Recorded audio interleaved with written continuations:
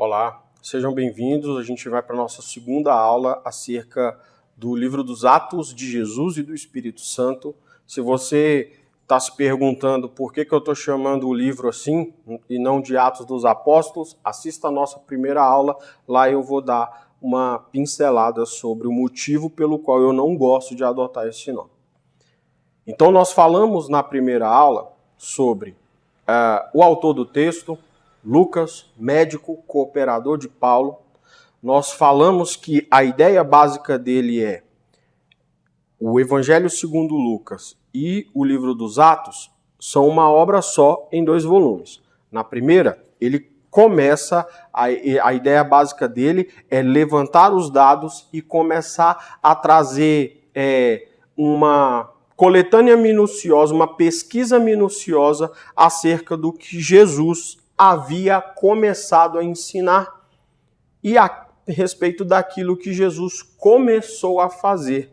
Porque eu acho muito interessante na teologia de Lucas, é que Lucas está falando de Jesus, ele crê em Jesus como sendo um rei de um reino invertido, um reino de ponta cabeça, né? Você precisa se lembrar da profecia de Isaías que sai da boca de João, o Batista, quando ele fala a respeito de seu ministério, né?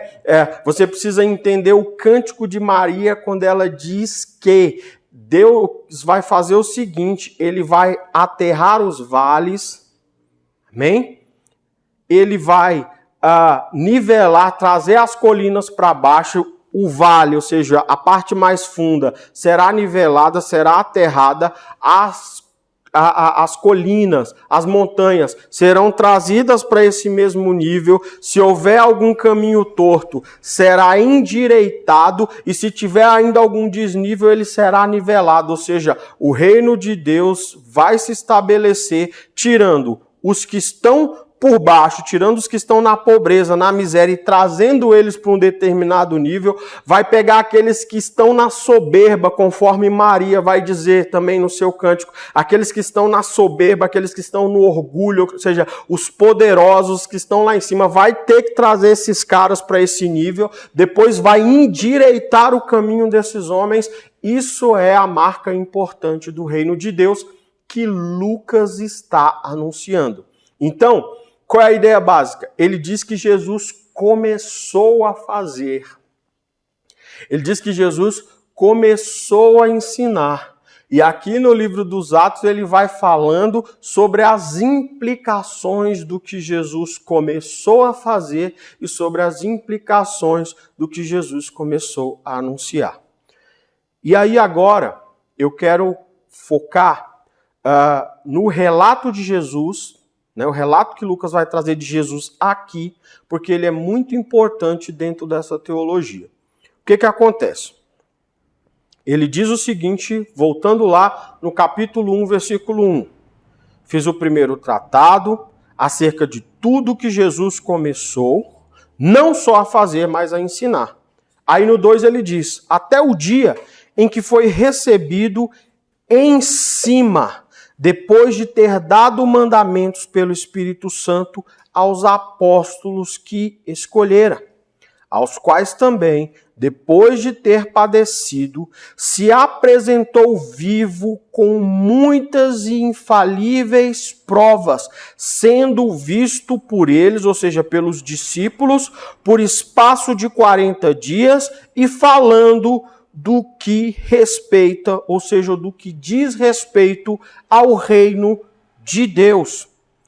E estando com eles, determinou-lhes que não se ausentassem de Jerusalém, para que esperassem a promessa do Pai, que disse ele, de mim ouvistes. Então ele deu orientações, falou acerca do reino de Deus. Então ele deu orientações, falou acerca do reino de Deus.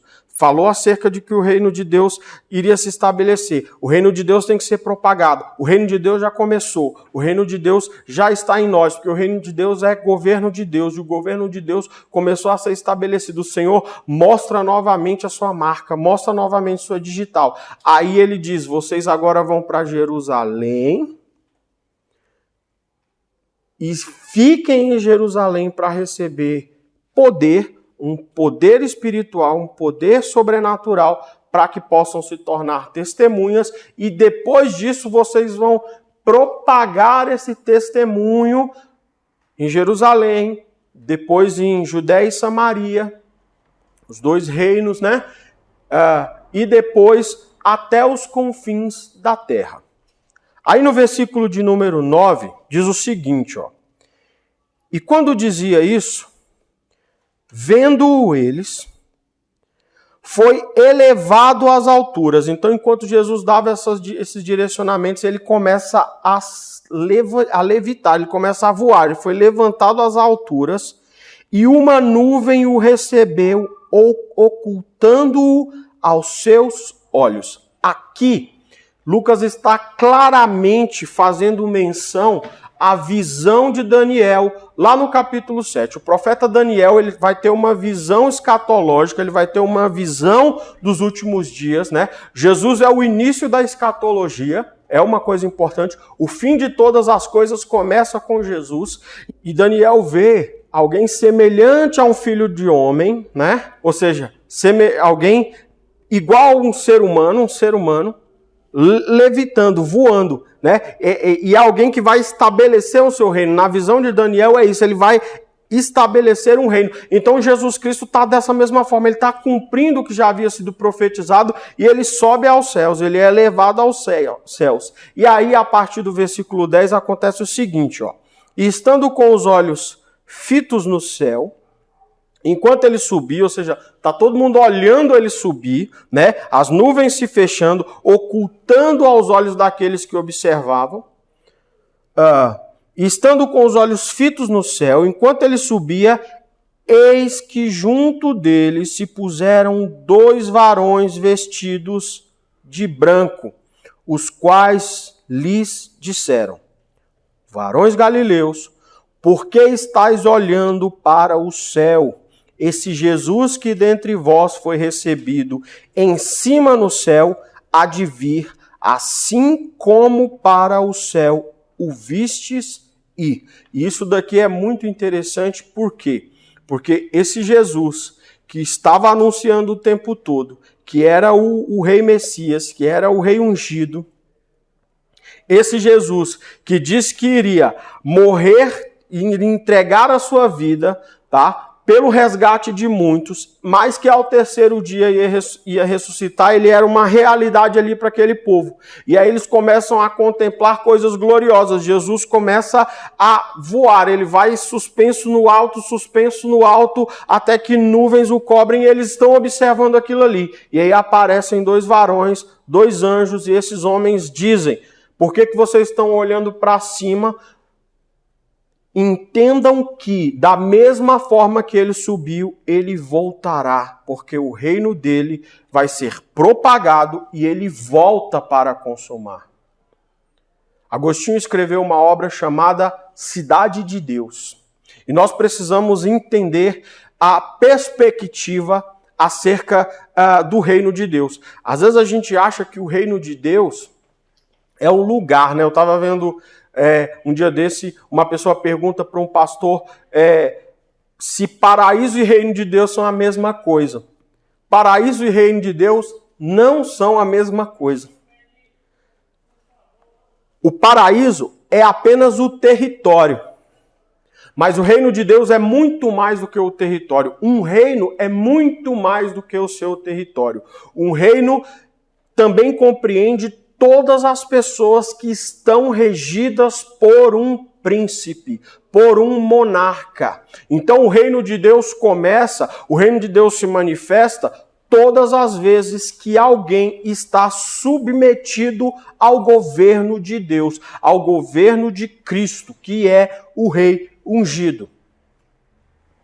Só que algumas pessoas imaginam que o território desse reino está lá no paraíso, lá nas nuvens, lá no céu. Mas a Bíblia diz o contrário. Existe uma nova Jerusalém constituída e essa nova Jerusalém, ela vai acontecer aqui. Então, Jesus Cristo voltará para consumar. Primeiro no arrebatamento, depois na consumação de todas as coisas, estabelecendo a nova Jerusalém, novos céus e nova terra. Essa é a promessa que esses anjos estão fazendo àqueles homens. E aí a ideia básica é essa: parem de olhar para cima e comecem a fazer o que precisa ser feito. Porque ele vai voltar. E aí o que a gente vai encontrar depois desse relato? O versículo 12 diz assim, ó: então voltaram para Jerusalém, do monte chamado das Oliveiras, o qual está perto de Jerusalém, à distância do caminho de um sábado, ou seja, um dia, né? Versículo 13 diz: e entrando, subiram ao cenáculo, já em Jerusalém, onde habitavam Pedro e Tiago e João e André, Filipe e Tomé, Bartolomeu e Mateus, Tiago, filho de Alfeu, Simão o Zelote e Judas, filho de Tiago. Todos estes perseveravam unanimemente em oração e súplicas com as mulheres e Maria, mãe de Jesus, e com seus irmãos. Então, depois que Jesus Cristo é assunto aos céus, depois que os dois varões solidificam que ele vai voltar, Jesus já havia dito isso, ou seja, ele vai voltar, esses homens voltam para Jerusalém. Agora sim eles voltam para Jerusalém.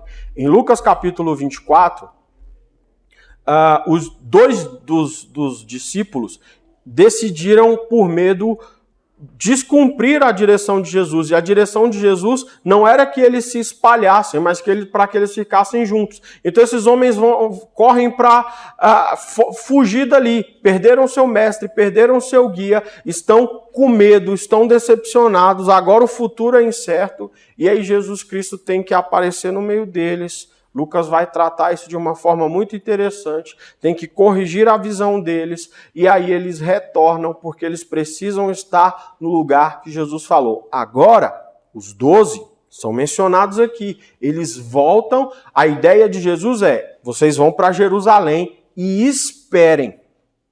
Tá? Vão para Jerusalém e esperem. E aí eles voltam, vão para o cenáculo, só que, o que acontece? Jesus Cristo estabeleceu, e Lucas é quem os trata dessa forma, 12 entre os seus discípulos, tá? Apenas 12 para se tornarem apóstolos. Lucas vai usar o termo grego apostolai, que significa enviados, tá? São 12 que receberam uma comissão diferente, uma comissão específica do próprio Deus. Eles se destacam entre os outros discípulos. Jesus Cristo começa ganhando muitos discípulos. Você vai ver nos relatos dos evangelhos que em determinado momento ele perde também alguns discípulos. Mas os apóstolos continuam ali. Só que tem um deles que acaba se perdendo, né? O famigerado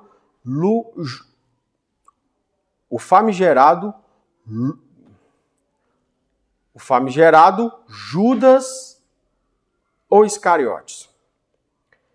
E aí o que acontece? Você conhece a história. Judas vende Jesus, ele trai a Jesus. Depois ele, cheio de remorso, cheio de culpa, tenta consertar o que ele faz e não consegue. Então ele tira a própria vida e o relato é extremamente sofrível. Aqui daqui a pouco a gente vai ver também o relato de Lucas sobre isso, mas ele tira a sua própria vida e a morte dele acontece de uma forma muito complicada, forte, e o colegiado dos 12 está em falta. Então o que a gente vai entender aqui nessa continuação? Esses 11 na verdade, que restaram, decidem ocupar o cargo vago.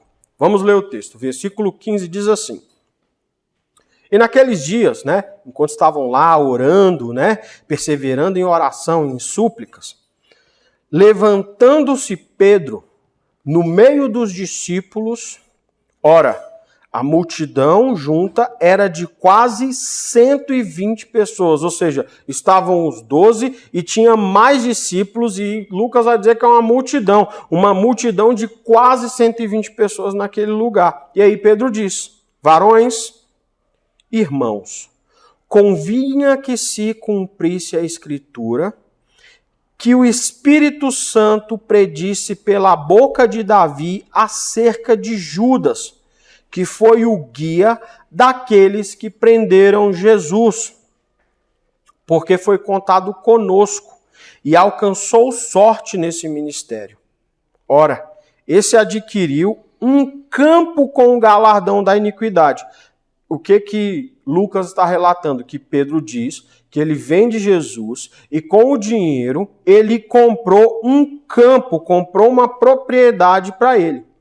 E aí diz, precipitando-se, rebentou pelo meio e todas as suas entranhas se derramaram. Ou seja, o galardão da iniquidade dele, né, ele está usando uma metáfora aqui com campo e tudo, foi o seguinte: o que ele ganhou com isso? O que ele comprou com isso? O que é a propriedade que ele comprou? Foi a culpa de não esperar Jesus Cristo vir para restaurá-lo, né? Possivelmente, ele se precipitou, né, e decidiu dar um fim em si mesmo. E aí o que ele fez? Ele decidiu se enforcar. E aí o texto, segundo o relato de Pedro, diz que ele amarrou a corda no pescoço, saltou e aquilo arrebentou e ele caiu de modo que as entranhas dele se derramaram. E aí no versículo 19 diz: e foi notório a todos os que habitam em Jerusalém, de maneira que, na sua própria língua, esse campo, onde Judas tirou a própria vida, se chama Acéldama. Isso é, campo de sangue. Porque no livro dos Salmos está escrito, e aí Pedro diz: fique deserta a sua habitação, e não haja quem nela habite, e tome outro o seu bispado. Pedro vai fazer uma leitura do texto de Salmos, e nessa leitura que ele faz do texto de Salmos, ele está dizendo, era propósito e é necessário que ninguém mais possa estar na sua habitação, no lugar que você comprou, que você adquiriu com o dinheiro da iniquidade, com o fruto da sua iniquidade. E é necessário também que outro tome o seu ministério, o seu bispado, o seu lugar de pastor. O que Pedro está querendo dizer com tudo isso? Houve um traidor, o traidor tirou a própria vida e para que se cumpra a palavra é necessário que outra pessoa assuma o lugar. Pedro está fundamentando teologicamente a ideia de que outro precisa tomar o lugar que Judas deixou. E aí o que ele faz? O versículo 21 diz assim, é necessário, pois, que dos varões que conviveram conosco todo o tempo em que o Senhor Jesus entrou e saiu dentre nós, começando desde o batismo de João até o dia em que dentre nós foi recebido em cima, um deles se faça conosco testemunha da sua ressurreição. Aqui nós precisamos entender uma coisa importante. Para Lucas e também para Pedro, Jesus não separa 12 dos seus discípulos à toa. Jesus não separa esses 12 por nada. Eles são chamados apóstolos porque eles recebem uma comissão que, em primeira instância, em primeira análise, é mais importante do que a dos discípulos. Os apóstolos são discípulos, mas nem todo discípulo é apóstolo. E aí Pedro começa a traçar algumas características importantes, já que tem um cargo vago, é importante que a pessoa que assuma o cargo vago, segundo já havia sido profetizado pelo salmista, é necessário que ele tenha exatamente os mesmos atributos, tenha os mesmos requisitos para se tornar apóstolo. Quais são esses primeiros requisitos? Primeiro, ele tem que ter convivido com Jesus o tempo em que Jesus esteve em vida. Aliás, o tempo em que Jesus esteve em vida não, o tempo delimitado, que era entre o batismo de João e o momento em que Jesus é assunto aos céus, porque quando ele é assunto aos céus, ele vive, e vive para sempre. Então ele marca, tem que ter caminhado conosco nesse período, para que possa se tornar testemunha conosco, para que possa ser comissionado junto com os outros apóstolos, com os outros enviados, com uma comissão especial de Jesus. Aqui nós começamos a entender que, biblicamente, a despeito de haver uma banalização da unção apostólica, essa unção apostólica não é para qualquer um e não pode ser dada a qualquer um. Esses eram os requisitos. Em algumas traduções vai dizer, essa pessoa tem que ter andado conosco enquanto Jesus, depois do batismo de João, e também tem que ter visto o Cristo ressurreto. E aí entre aqueles discípulos que estavam reunidos, o texto diz que eram cerca de quase 120, eles começam a procurar quem está encaixado nesses critérios. E aí o texto, a partir do versículo 23, diz o seguinte: e apresentaram 2. Ou seja, sobram 2. No meio de cerca de 120 discípulos, eles conseguem garimpar 2 apenas que cumprem esses requisitos. José, chamado Barsabás, é um dos que parece estar ok. E o outro é Justo. O outro é Matias, né? Na verdade, Justo é o apelido, né? É o sobrenome, perdão, de José, do primeiro que aparece cumprindo os requisitos. O segundo é Matias. Ficam em 2. Irmão, deixa eu fazer um raciocínio rápido com você aqui. Por que é que os apóstolos não ungiram os 2? Por que os apóstolos não deram unção apostólica para os 2? Os 2 tinham os requisitos. O texto não diz que ele deu para os 2. Tem um agente importante aqui que vai aparecer. Tem um movimento importante que vai ser solidificado. E é esse agente que nos acompanha no decorrer da trajetória até que Cristo venha. Fique com Deus e até a próxima.